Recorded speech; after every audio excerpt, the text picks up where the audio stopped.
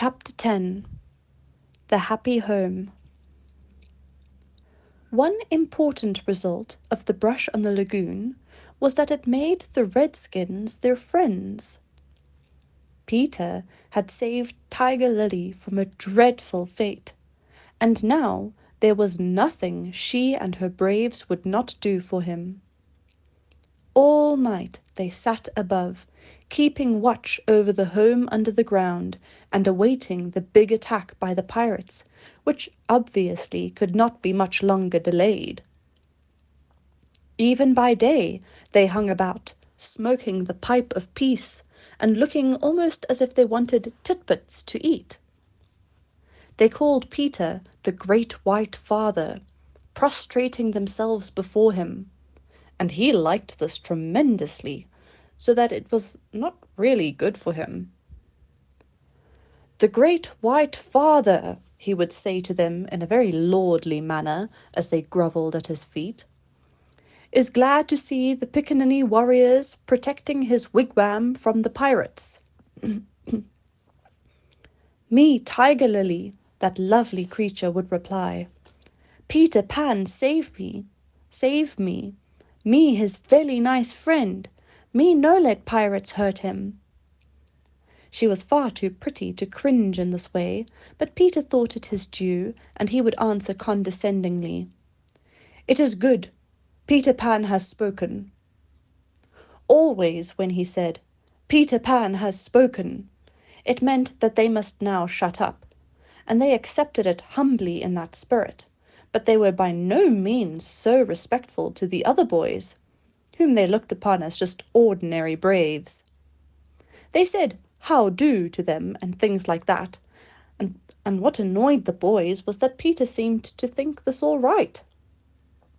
Secretly, Wendy sympathized with them a little, but she was far too loyal a housewife to listen to any complaints against father. "Father knows best," she always said, whatever her private opinion must be. Her private opinion was that the Redskins should not call her a squaw. We have now reached the evening that was to be known among them as the Night of Nights, because of its adventures and their upshot. The day, as it quietly gathered its forces, had been almost uneventful, and now the Redskins in their blankets were at their posts above, while, below, the children were having their evening meal. All except Peter, who had gone out to get the time. The way you got the time on the island was to find the crocodile, and then stay near him till the clock struck. The meal happened to be a make-believe tea, and they sat around the board, guzzling their greed, and really, what with their chatter and recriminations, the noise, as Wendy said, was positively deafening. To be sure, she did not mind the noise, but she simply would not have them grabbing things and then excusing themselves by saying that Tootles had pushed their elbow. There was a fixed rule that they must never hit back at meals, but should refer the matter of dispute to Wendy by raising the right arm politely and saying, "I complain of so-and-so." But what usually happened was that they forgot to do this, or did it too much. "Silence!" cried Wendy for the 20th time she had told them that they were not all to speak at once. "Is your mug empty, Slightly darling?" "Not quite empty, Mummy," Slightly said, after looking into an imaginary mug. "He hasn't even begun to drink his milk," Nibs interposed. This was telling, and Slightly seized his chance.